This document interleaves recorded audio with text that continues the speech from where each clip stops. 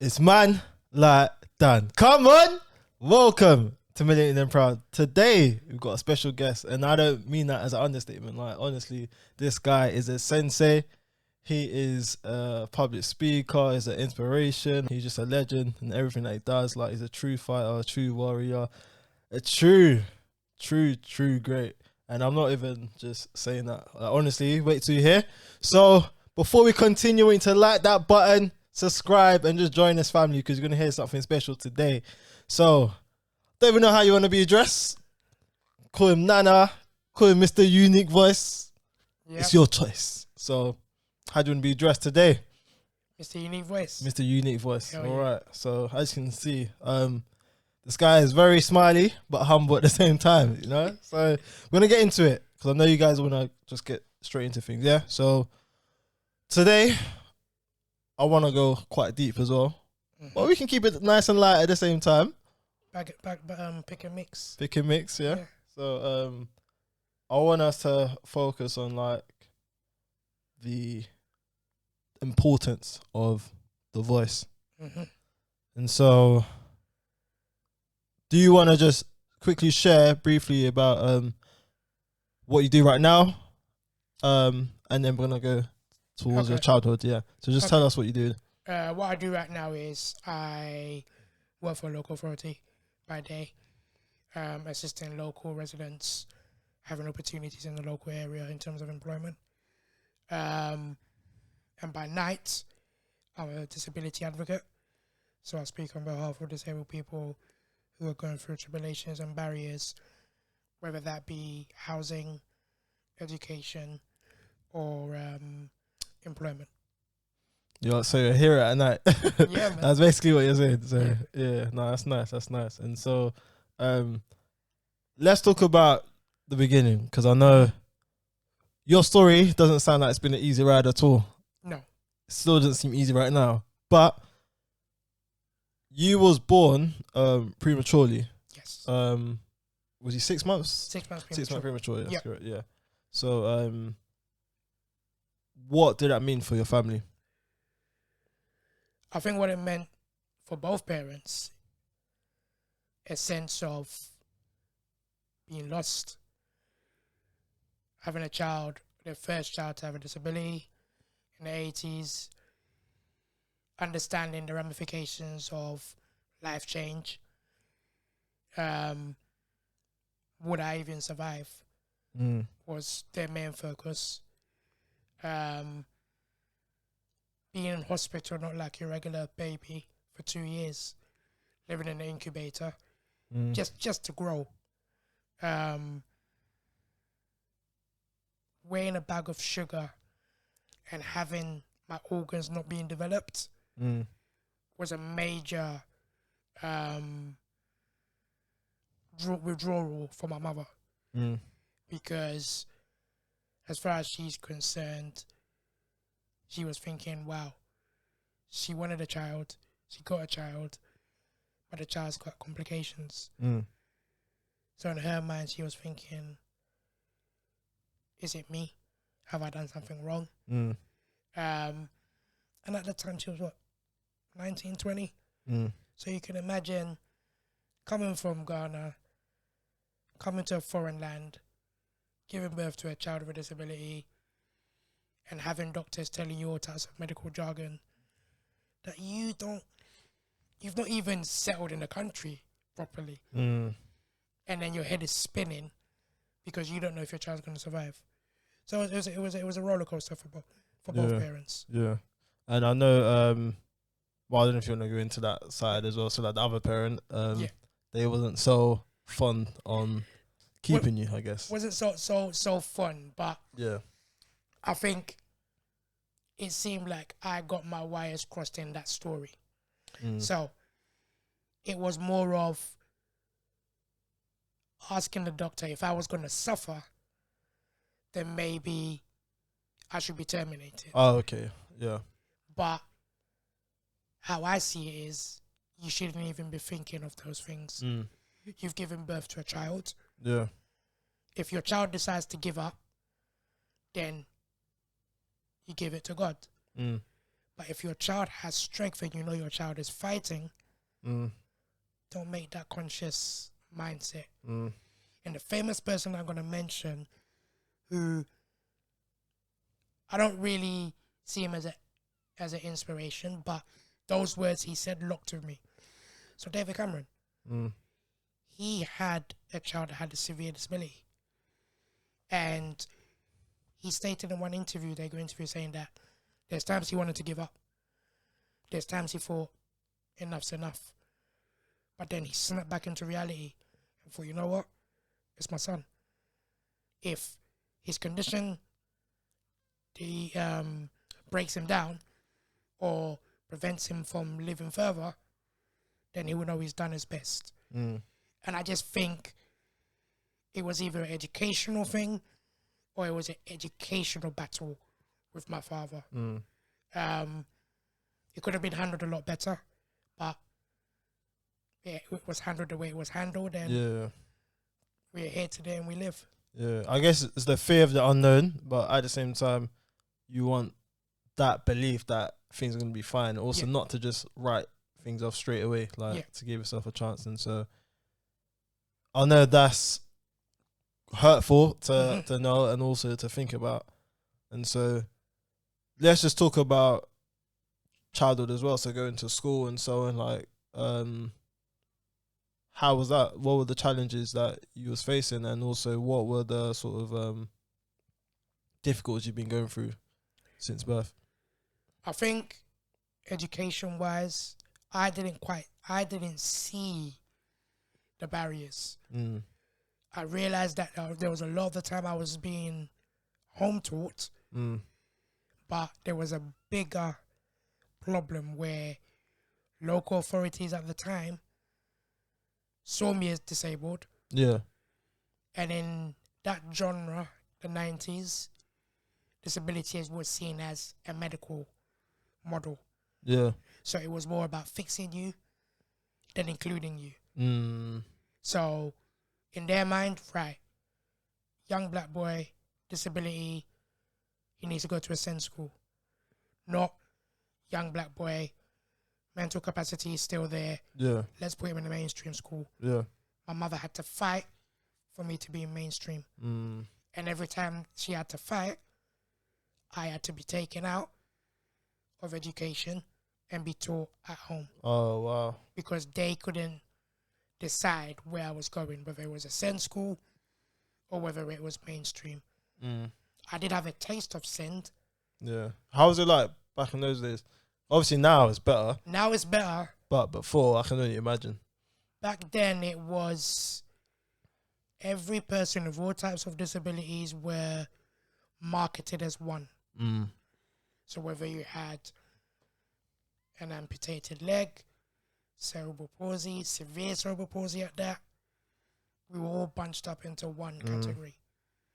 And a story that my mum keeps on telling me is that they put me in one. And my mum told them, you're going to end up taking him out. He's very functional compared to the children in the school. And they were like, oh, he's disabled, you know, that's what we can afford. That's where we need to put him. Apparently my first day, the children were not communicating with me, were not playing with me. Being a boisterous child.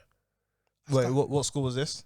I can't remember what school it was. Okay. No, was it like a SEND school? Or It was a SEND school. Oh, okay, cool. I started to drag some of the kids because I was unaware they had disabilities. In my child mind at the time, I was thinking, why they're not responding? Why are they staring at me? I was removed quicker than you can say sliced bread because obviously I was a danger to them. I ended up going to a mainstream school, but it wasn't straight away. It took time because then it was more of funding. And if we put him in a mainstream school for his duty of care, who's going to look after him?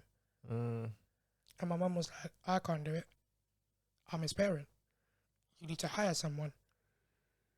So they went round the houses We're saying they couldn't find someone.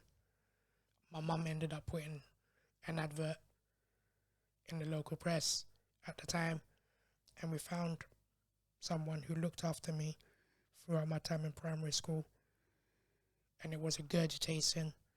In secondary school, it happened again, where I had to do the homeschooling, and the process started again.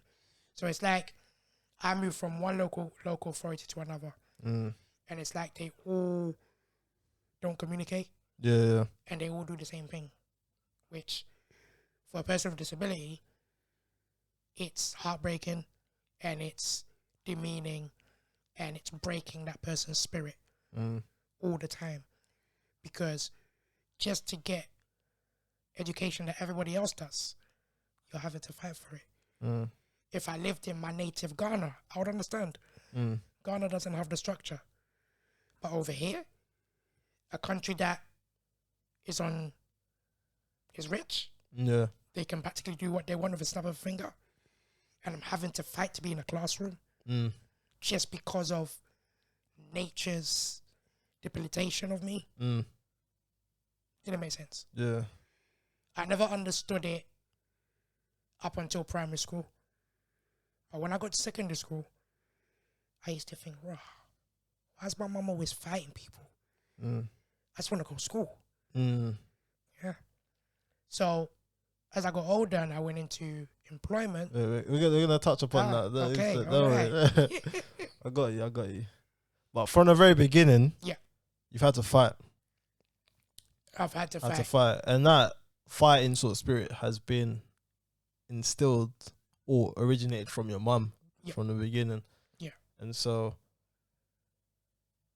like you said, you've had to fight to just get the basic sort of needs that everyone else has already. And so, it must be very tiring.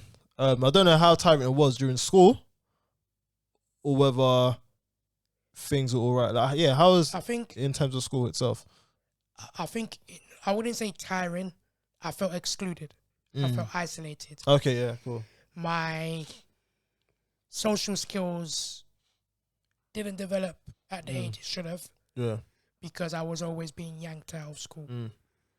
So, if we're talking about confidence with my peers, I lacked that till about 24. Because I wasn't in that same environment with them. Yeah.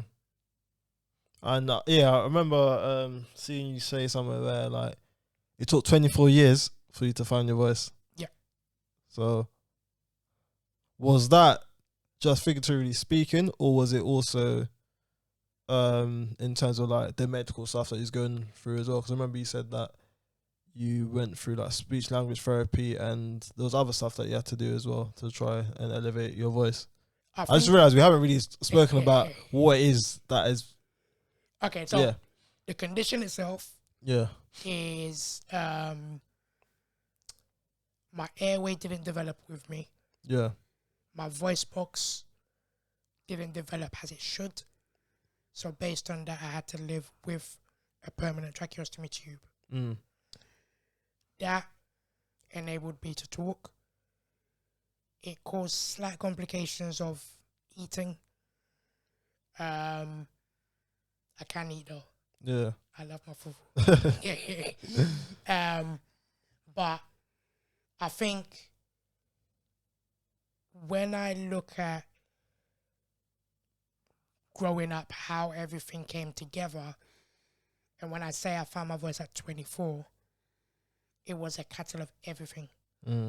So finding my confidence, being comfortable in my own skin.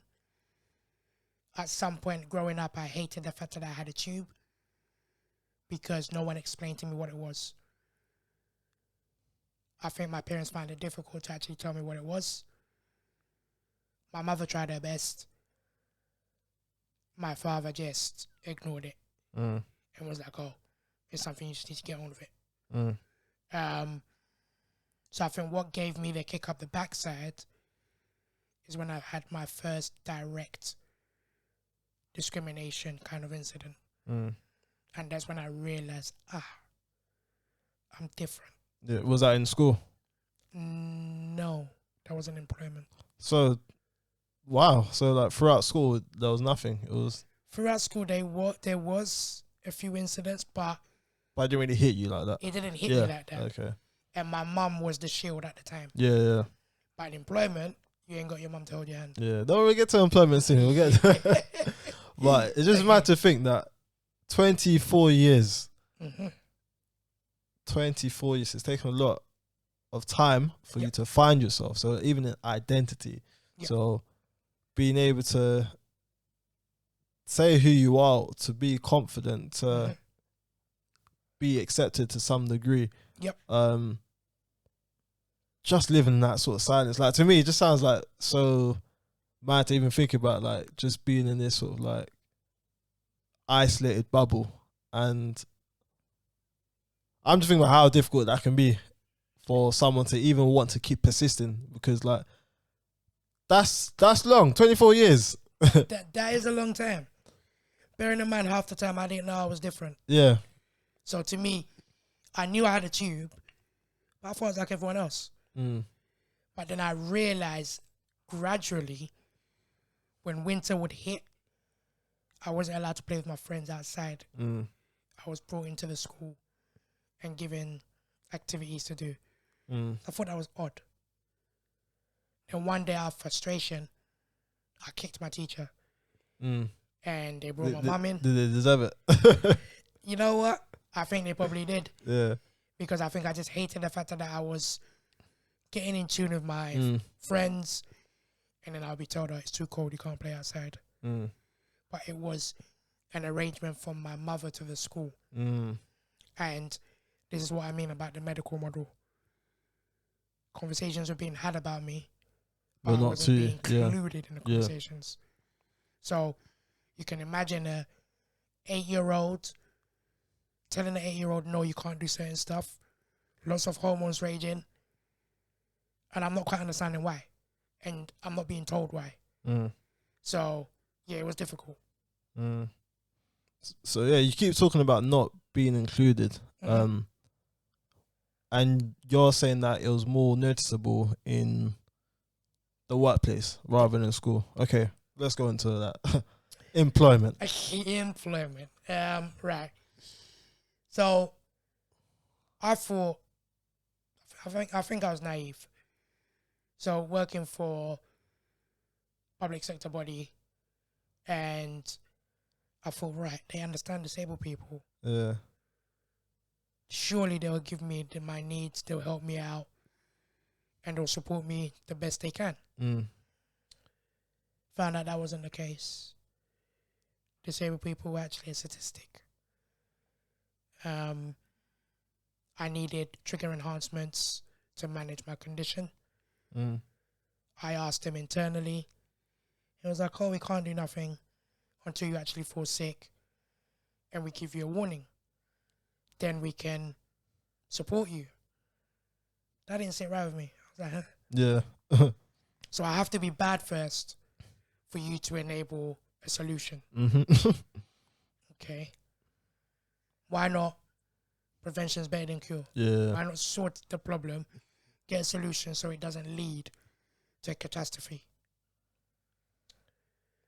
So we ended up going to a tribunal, because I'd asked them once, I'd asked them twice, and I got fed up. I thought there must be a way in which I can get the people to listen.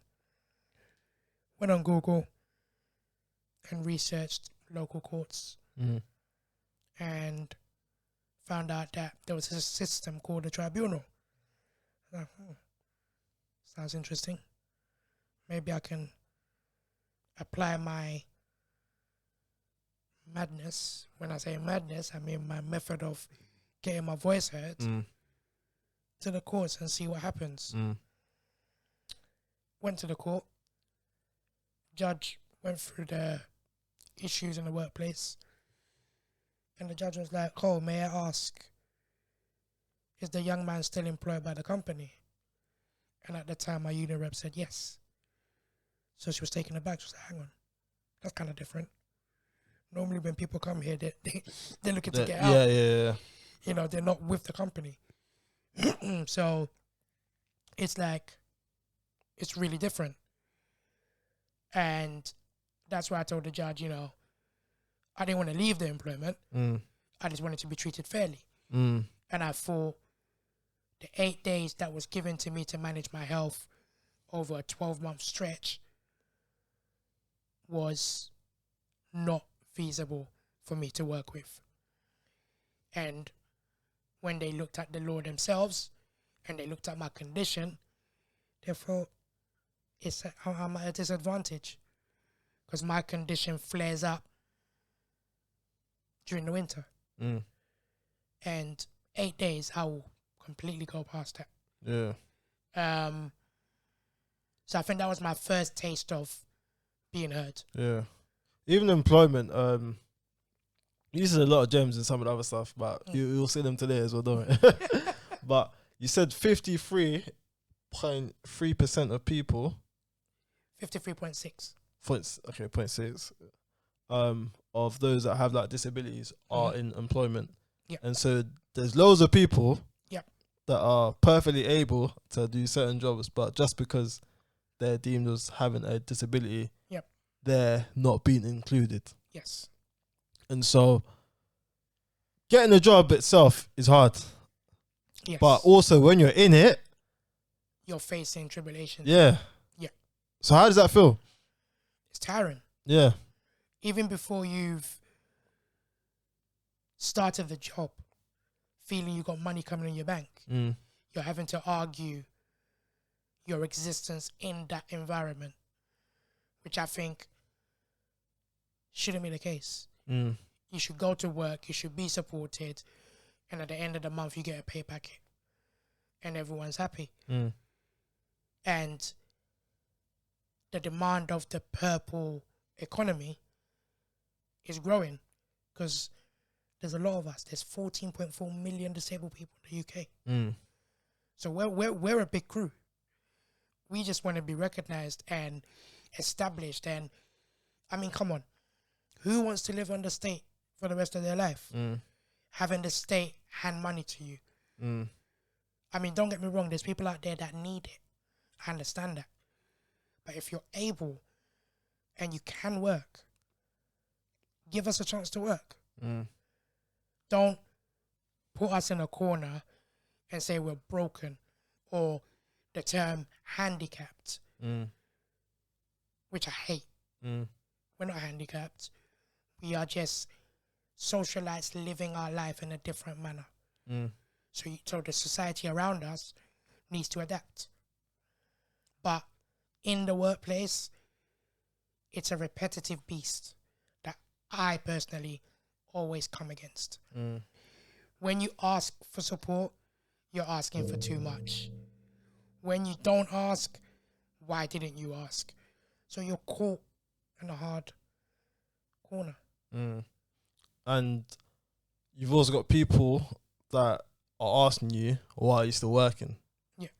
Like, that must be very annoying and tiring as well, because there's people that want you to just like you said, just accept the benefits. Because, I remember hearing you say that happens to you time and time again. People question, why are you working? And like, what do you say to them? And how does that make you feel? Because like, it must be very like annoying to have to explain yourself. It is annoying because I'm no different from anyone else. Yeah.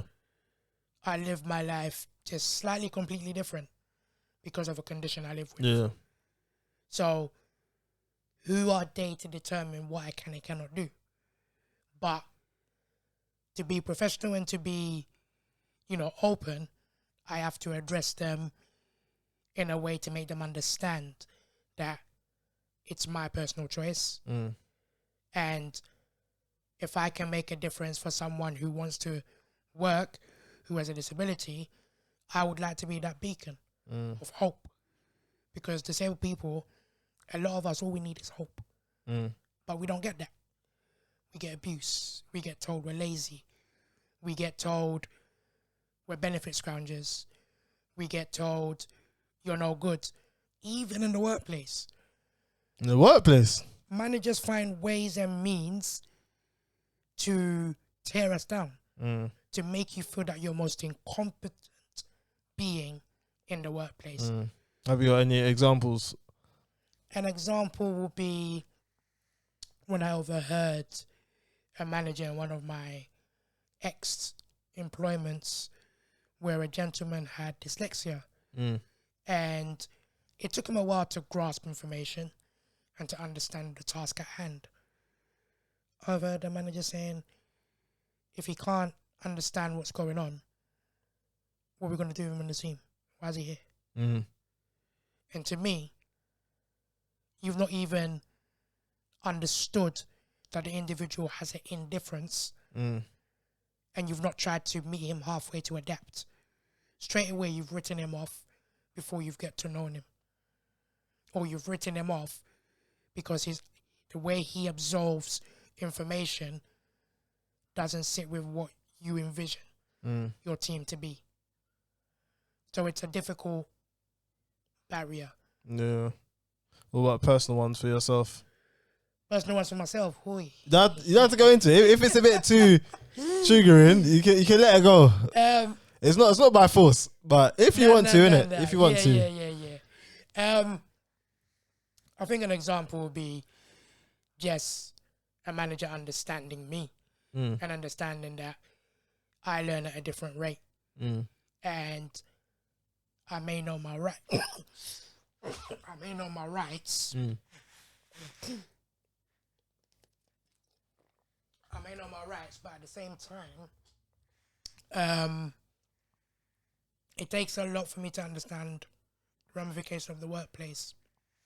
And I came across managers who, because I was confident, assumed I was ducking the work.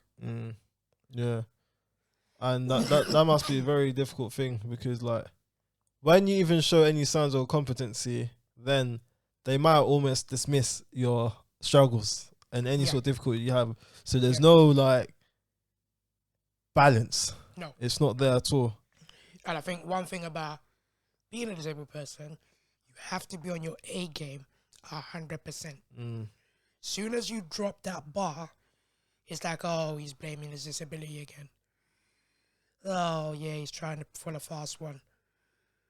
Oh, we're bringing you in to manage you, to support you. No, you're not. You're finding ways and means to manage an individual out of the job because in your vision, they cannot perform how you want them to. Instead of adapting the way you assist them and make them a part of your team. And that's where managers fall down. That's where some organizations are falling. And that's why the percentage of disabled people in employment is so low. Because some disabled people just don't want the hassle. Yeah. They would rather stay on the benefit, not by choice, but by social mindset and construct of what a disabled person is. But that's the thing. People might look at them and say, oh, they're not trying to get a job, but it's the actual troubles or nuances that just annoy you, like when you're actually at work. Like people don't actually know what difficulty you're going through, how you have to fight daily just to work. And it can be very tiresome. So like there's a lot of misunderstanding. You've got employment not really being the best sort of space, also society's views as well. So it's like who's there to be in your corner to see things through your eyes? Like no one. And so it seems like in order for you to bring about the change, you have to just be that person that holds it down to try and change the sort of narrative or open doors to other people. And that sounds like that's what you've been trying to do this whole time. Yeah, and I think the sad thing for me is in this arena, I seem to be the only black person. Yeah. I go to meetings in different sectors and I find out I'm the only black person. And I would like to see more black people. I know a lot of black people are kind of skeptical that they'll be judged, they'll be labeled, or seen as someone who's trying to play the pity card. So I can get close to the mic, please. Just play the pity card. Yeah. But I think we shouldn't be ashamed of who we are. And people just need to learn to accept us and adapt. especially in the workplace, because a lot of people I know can work. Yeah. The doors need to just be opened. What do you think is that stopping them? So like, obviously there's people that you know. So like, if there was something that just summarize the reason why they're not making that step or they're feeling a bit disheartened, what would you say that comes down to? It comes down to being scared. So fear. Yep. And it comes down to them being seen differently and people seeing them and like, that's that kind of demeaning. Yeah. Rather than just seeing you for who you are. Seeing you for who you are. You know? And some people, it just comes down to trauma from childhood. They've not actually dealt with the trauma that they had when they were younger. So it's difficult for them to open up to the world, to their employer, especially a manager who doesn't understand disability, and tell them, this is who I am, this is what I have, you need to treat me accordingly. And even when you look at employment from a probationary side, when you enter employment, disabled people have so much they want to tell their managers, but they can't, because they feel once they do, they're out the door. So they would rather suffer in pain, get sacked, or be told you're not the right fit. You don't fit the cultural image, or you don't understand the role, so therefore you're incompetent to be in the position you're in. Wow. And it's all based around health. Yeah. Just adapting and understanding. I may have a tracheostomy, for example's sake. You may have a tracheostomy, but it may affect us differently. How it affects me, it may not affect you like that. But employers like to brush everyone with the same brush. I had managers say, I've done research about tracheostomies, and I think I understand what you're going through. Sorry. But that's the thing, it's like anything. So like, whether it's a mental health difficulty someone's going through, you cannot use that to generalize everything, because everyone's got different thresholds, everyone's got different diagnosis. Like, it affects people individually. So your pain, even just pain in general, you hurting your hand against the wall, like, it's going to affect both of us differently. So like, they can't use that to just generalize people. I feel that's what they do, because it's the easy option to just like, okay, you know what, let's just do it all the same way as we've done it before. But taking time to think about people's individual needs, that is something that requires effort. And so that's why people are not actually doing it as much, because let's even black people in general, like some of the things you've mentioned, that seems to be like the struggles that black people went through in employment in the past as well. So to have that in addition to health difficulties, how is that? Because like, you said you're only black person when you go into these spaces. Do you feel like it's times 10, or do you feel like you can't really tell? I think it's times 20. And I feel the pressure in these kind of environments. And I feel the whole light shining on me. And I understand everyone's journey, or everyone reaching the magnitude where they're comfortable, comes at different stages in their life. But if we don't push and open that door with ease, we're always going to be held back. And we're never going to be understood. Fair enough, this country seems like, yes, they get disability, yes, there's schemes in place to understand it. You can write literature all day. It's about that human being understanding that individual's needs and accepting and helping them for what they can. Not following a script. They don't want to be scripted, that's the thing. But like, I still don't see that much as a bad thing, the fact that you're the only one of like that's black, really, because you need to be different in order to stand out. Of course. It's the same as stars. That's the only way you're going to shine. So, but then the saying goes... But no, but I'm just saying that there's benefits to that as well. Of course, it's difficult as well, but I'm saying is like, someone seeing you in that sort of space, can encourage another black person to also speak up and fight, because they can see you doing it in an environment where you're like the minority. So what I'm saying, it can be inspiring for people at the same time to see you doing your thing. You know what? A lot of people come to me or say to me, "You're inspiring. You're a breath of fresh air." I wouldn't say I don't take it as a negative, but at the same time, I don't want to be an inspiration. I want to be a tool for you to learn, for you to spread your own wings. Now, I know you're saying I should be comfortable being the only person in that sector or environment. But you know, when you've got a big basket that you want to put on your head, you need someone to help you. And it's a lonely journey. And it can get restrictive, and it can get claustrophobic. That's the thing. It's a weight on your shoulder. Yeah. So of course, you don't want to be the only one. I'm not saying that, but what I'm saying is that there's pros to it as well. But yeah, of course, like there's more of us there, so there's no need for you to be the person that has a whole weight on your shoulder. Of course. But I still can see a pro to it. Like, you might disagree, but I can still see a pro to you being that person that is just doing their thing, because the amount of times it's something they've had to fight just to get the basic things, to speak up on the behalf of other people. Like, I'm seeing resilience, I'm seeing strength. And so these are not skills or traits that are easy to have, but when you go through stuff, it really does shape you. So it shapes who you are, as bad as some of the circumstances you've been in, it's made you into the person you are now. Like, you're now 4.0. Like, you're just it's just elevating. So of course.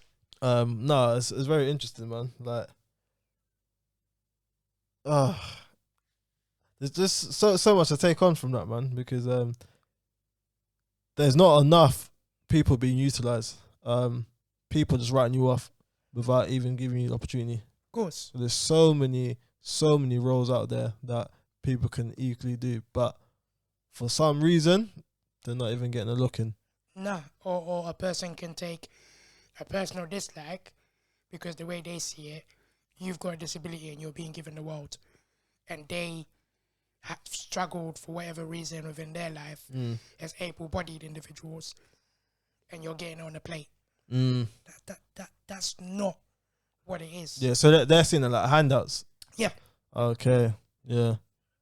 You know, that's not what it is. Yeah. And I think one thing that I really want to capitalize on is that people need to realize that when I'm speaking out, when a person with disability is speaking out, and they know there are laws that protect them, we're not being cocky. We're not being Mr. or Mrs. Know-it-all. We're just protecting our space. Because if we don't do that, anybody can attack us and we will fall flat on our face. So in a social setting, people think, oh, just shut up and deal with it. You're getting money from the government. What's there to complain about? In the workplace, it's like, oh, you're a troublemaker.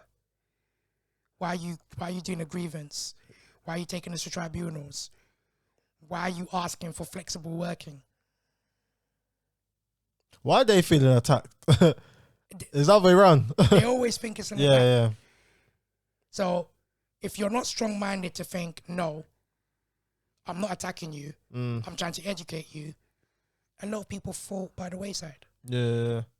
And so, like, let's speak about that strong mind, resilience, mentality. How does someone develop that? Because you've got a strong mindset there, I can't lie. You're doing a lot of work, but mentally, for me, I feel like everything starts ending in the mind. So the fact that you've got yourself in a space where you're just willing to fight, not just on behalf of yourself, but for other people as well. And it seems like you've grown thick skin. So how does someone develop that? I think it's years. If I'm to talk about myself, It's years of being battered, bruised, being told no, being treated different, being treated less of a human being. And thinking to myself, why? I don't understand. I need answers. I need someone to explain to me. I'm coughing away today. No worries. We're talking for time. That's why. I think for me, it's seen that someone with intellect can understand you, but they refuse to understand you. Someone with intellect can actually, you know, be open to a suggestion that you're different, but they don't understand what it takes to uplift a person with indifference. And when you're a person who your mind is doing 360 all the time, and you're thinking, but I wouldn't treat you like that. Why you treat me like that? I think it's, for me, it's turning the clock anti-clockwise. Let's start again. Treat me right. Because you treat everybody else right. What's so different about me? Just because I live life differently doesn't mean you treat me different. I'm not asking to be bowed down or given the Queen's wave, or I'm just asking to be treated like anybody else. Yeah.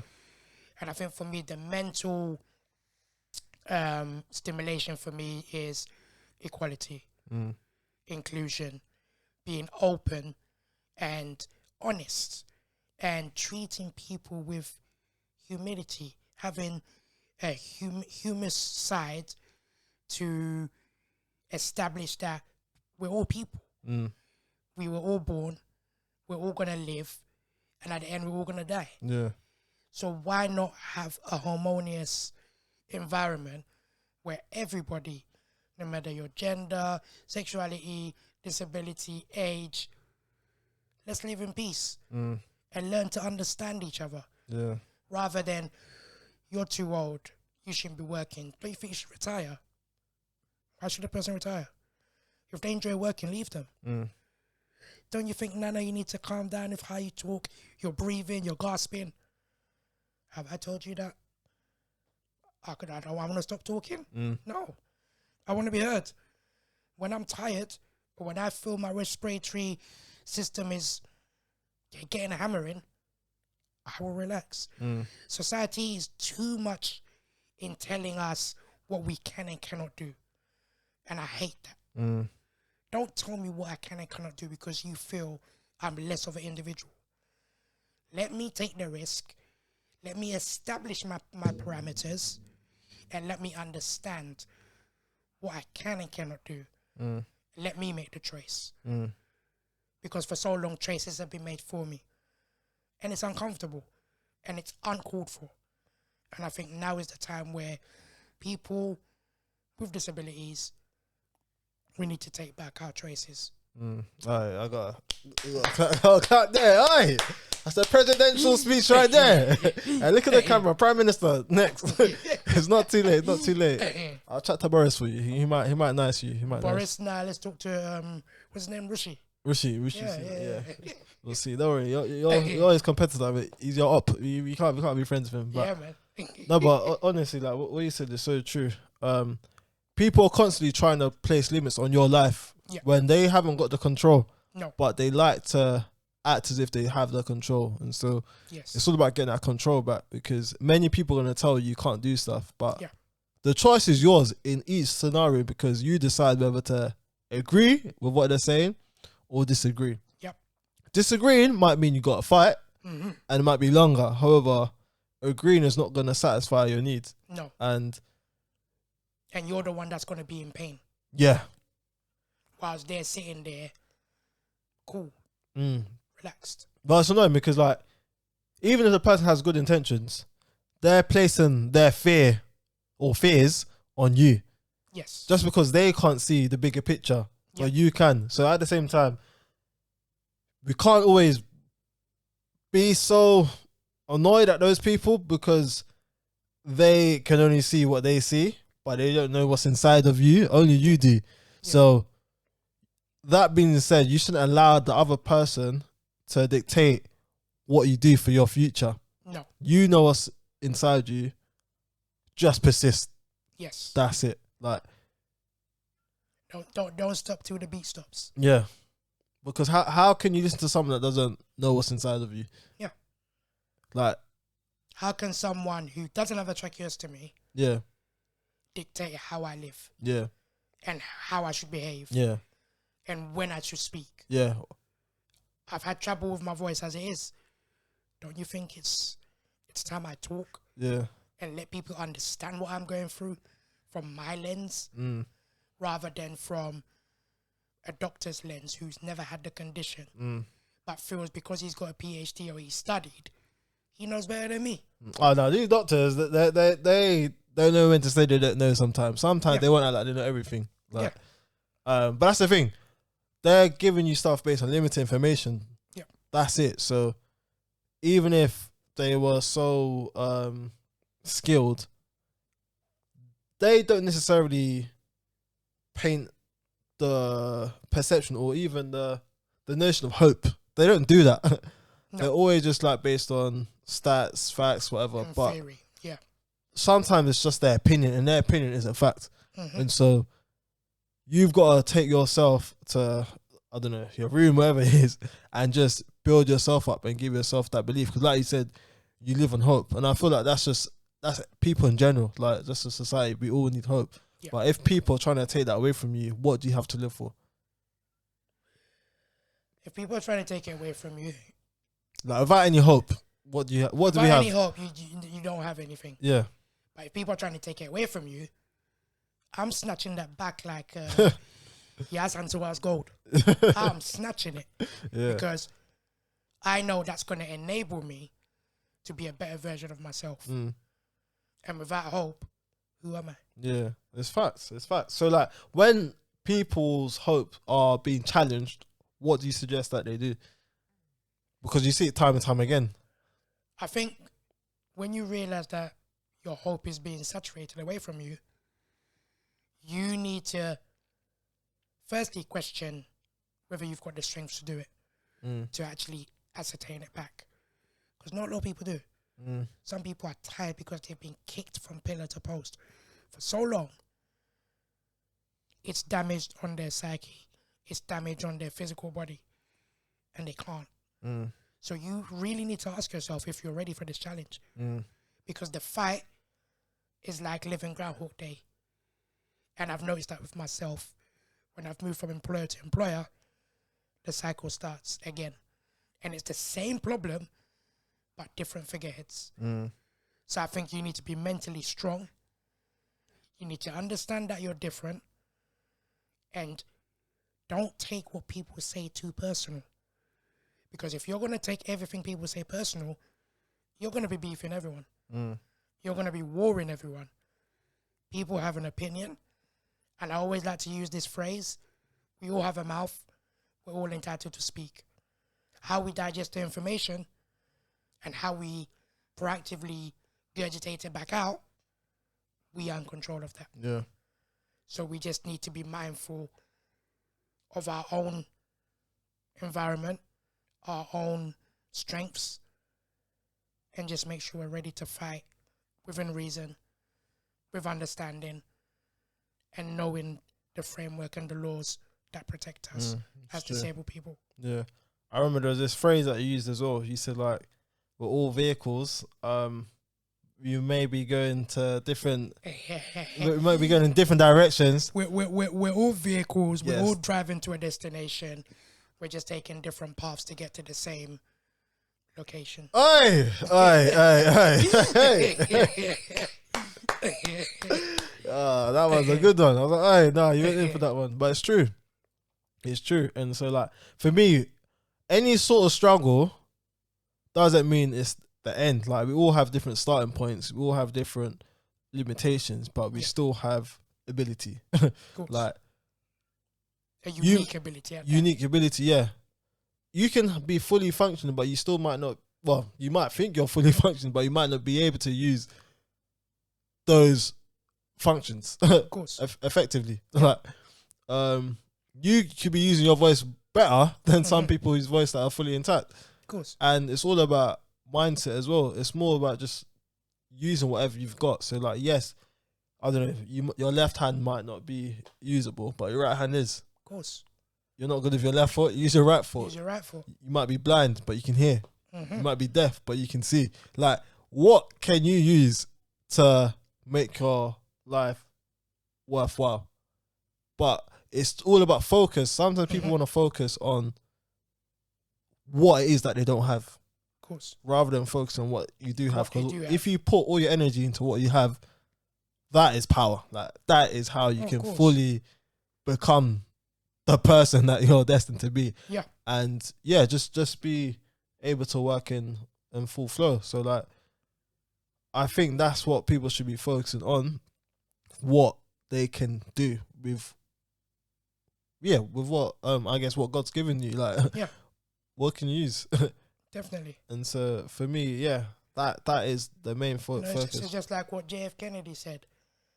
Ask what your country can do for you, and not what he can do to enable you get to where you need to get. Yeah.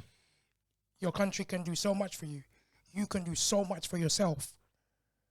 Do it. Don't expect people to hand out or help you until you show or grit or fire that, yes, I'm on this path and I'm going to get there no matter what. People won't gravitate. People will understand your pain. And pain is never understood until a person shares their pain. It's true. And even your voice, like, it's your actions that speak louder. Yeah. So just make sure that you're acting, that you've been active. That's the main thing. Because you can talk, you can complain, but you've got to act. Oh, yeah. Otherwise, you're going to see no changes. Because I remember when I first started this whole disability advocacy journey, I started off on Facebook Live. And I thought, you can do the videos, you can go on live, but there's other avenues. And then I got into writing for The Independent, writing for the Metro, and I thought there's always a different pen or a different lens where you can speak and be heard. And a lot of people have read my Independent article then watch my videos. Because putting pen to paper is the most powerful tool than my voice. Yes, I'm trying to get people to understand, use your voice, but if you've got different angles of communicating that message, do it. Well, a pen to paper is in my mind, you know. Yeah. It's in my mind. But even in terms of struggle, like, every good thing comes out of struggle, like, or out of pain, or whatever you want to call it. Gold is only valuable once it is purified. Yeah. People go to the gym only once their muscles are put through pain. That's when their muscles become bigger or stronger. Even with let's say pregnancy, there's pain before the child is there, or there's a period of waiting for months before the child is born. So it's both pain but also waiting. Yes.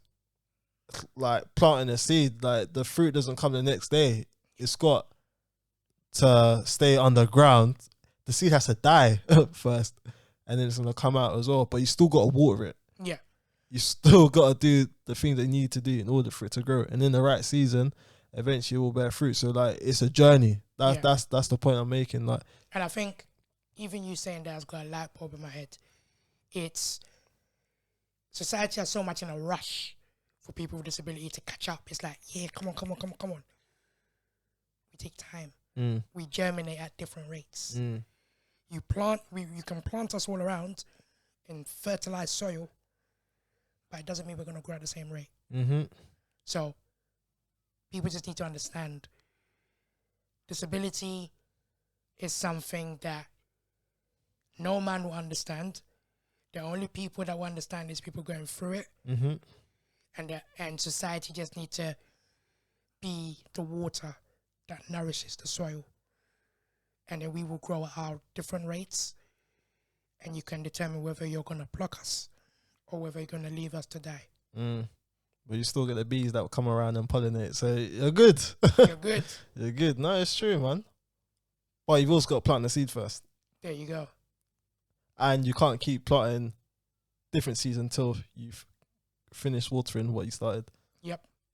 Otherwise, your plant's not going to grow. No. So I'm loving the seed analogies, though. It's good. It's good. But it's true. And you're doing a lot, man. You're doing a lot. So what do you have to say to like those people that voices are intact, however, they're not using a voice? I think what I have to say to people who have a voice and don't use it, you've got a powerful tool. You've got a tool that is natural. You didn't pay for it. You're not having to compete with someone for it. It's there from birth. Someone like me, I struggled to get my voice out. Literally. And we're not talking about me not being able to talk. I had to go to speech therapy for God knows how long. All because my natural mechanisms were not joining up. So if you're lucky enough to have a voice and you see injustice around you, or you see someone being treated wrong, whether it's direct, indirect bullying, lack of understanding of a person of indifference, speak up. It may put a target on your back. It may shine a light on you, but you're doing the right thing. What do you think that stops people? Is it the fear again that there may be some consequences? It's the fear of consequence. Yeah.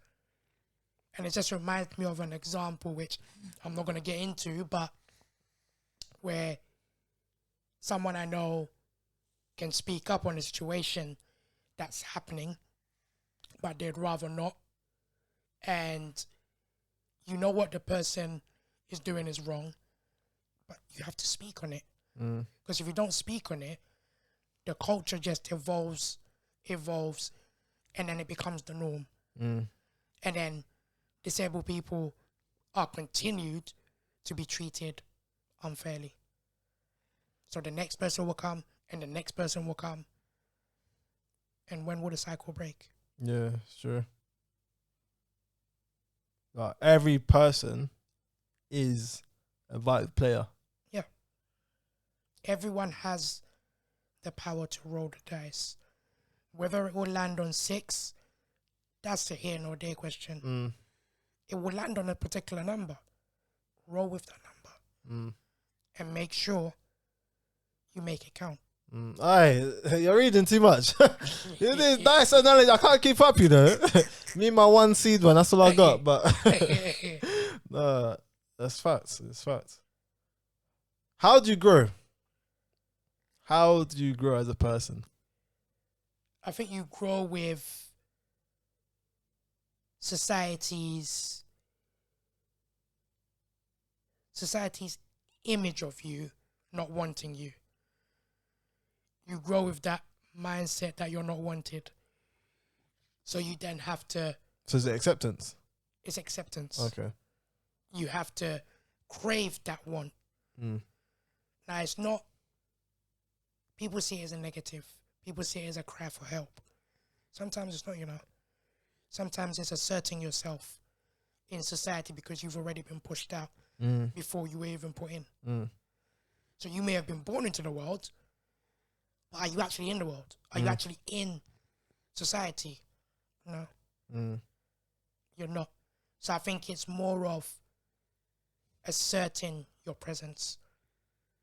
To be seen is to be present. To be heard, well, an individual has to listen to you for you to be heard.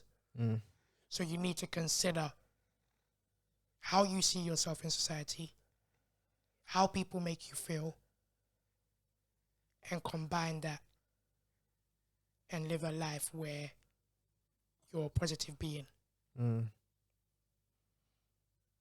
Hope you're listening, guys. This is a lot to take in, man. Wow. Like, I got a lot of questions, man. I got a lot of questions. So, but yeah, if anything, you could just speak about what you're doing now. So, like, my Nana's doing TED Talks and that. Yeah. So yeah, how long have you been doing that for? TED Talks. TED Talks. I done that. Was it last year or was it this year? No, it was this year. Yes, yeah. Amazing platform. Yeah. Daunting. Yeah. It was needed. I would like to even do another one again.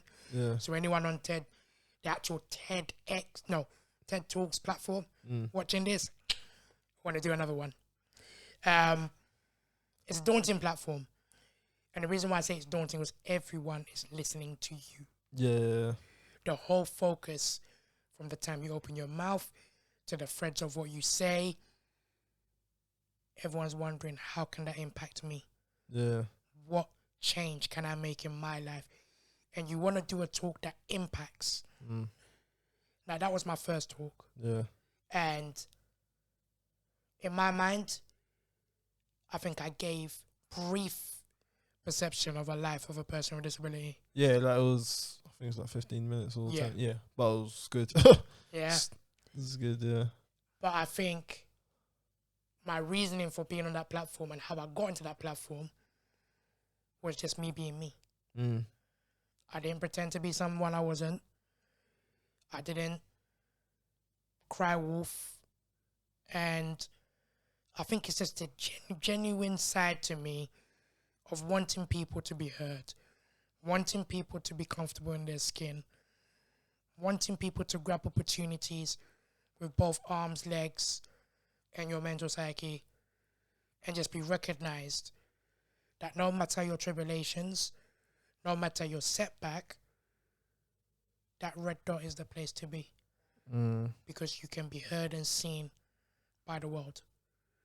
And if the world can hear you, imagine how many millions of people across the globe that may think that their life is on a downslide, but once they've watched just a little bit of that TED Talk, imagine the change it could bring to them. And I know there's a lady that was going through cancer, and she saw my video. She thought her life was falling apart. And when she watched my video coming out of freshly being diagnosed, it made her smile, and it brought a tear to her eye to realize that if I'm going through pain and I'm willing to put myself out there with all these people who go around doing hate crime on social media, and I'm willing to be open and share and not care and take the risk, she came to establish that in society we're all going through pain at different heights and different moments, but it's how we convey the pain and how we choose to live moving forward is what is important.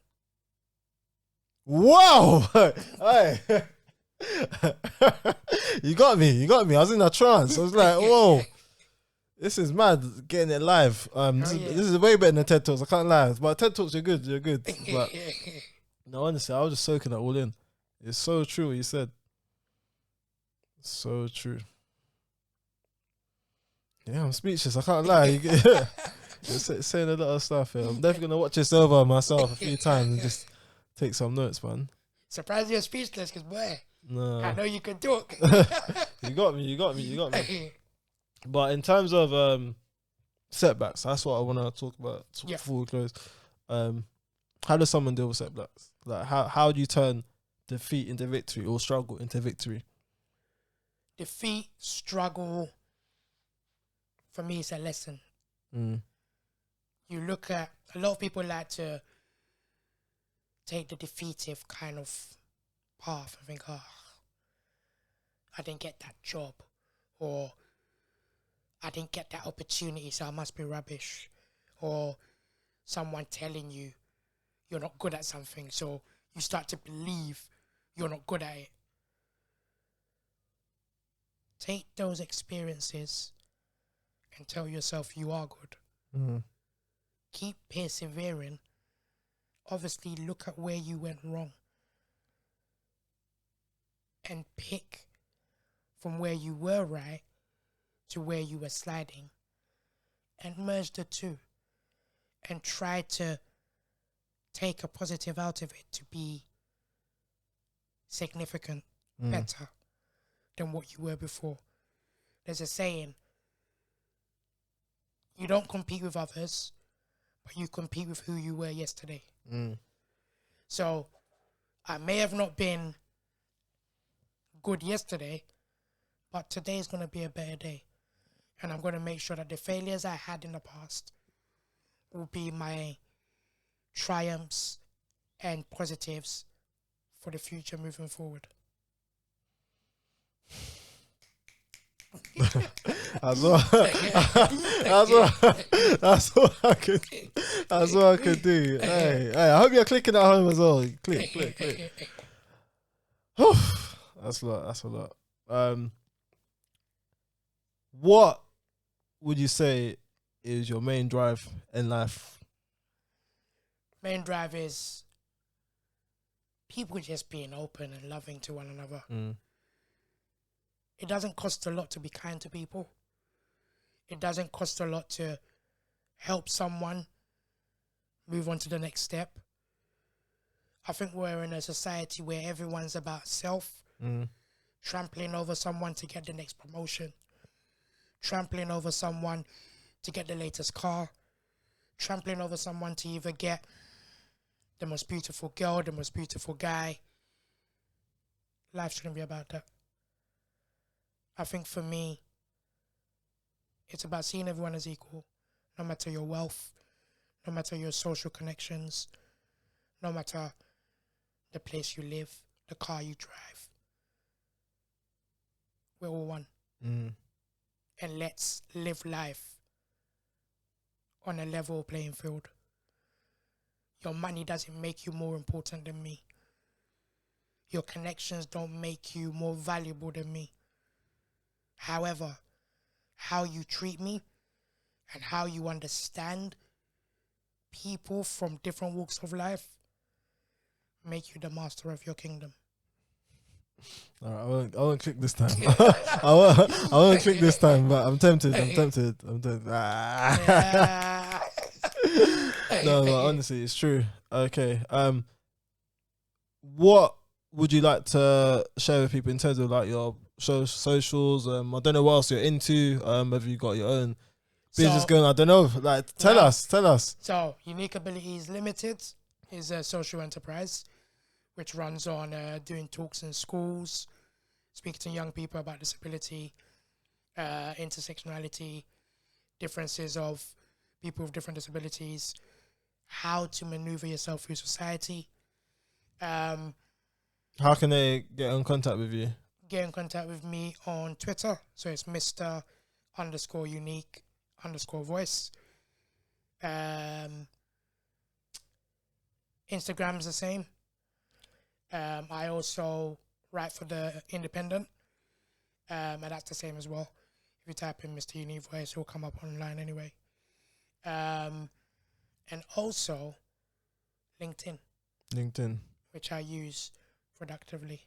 Yeah. People can reach out to me on there, and we'll make the world a better place, not just for disabled people, but for everyone across the world. Strong. So yeah, I'll add those details in the description as well. Final words of encouragement for your brothers and sisters. Final words for my brothers and sisters. Well, to be great, you have to feel great. To understand greatness is to understand that life doesn't come easy. Life is like steps. So the higher you go, the more criticism, the more loneliness you're going to feel. But when you get to the top and you look down and you've managed to make change, the domino effect touches the world. So don't be the person at the top who doesn't help anybody and who drives that kind of slave kind of mentality. Be that person who passes the rod down and helps people get up and rise to be their greater selves.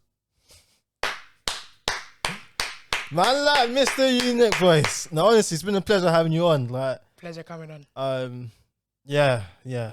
Like I said, speechless many times, but you're just a true sensei, a true teacher, a true inspiration. That's why I'm just trying to soak everything from me. So forgive me for asking you too many questions, but I've got to get it all out of you. You never know. Like, no worries. Got to get it all out. But I hope you guys all enjoyed. If you liked the video, please like it, share it. And if you haven't subscribed already, subscribe. We'll end it there, man. We'll end it there.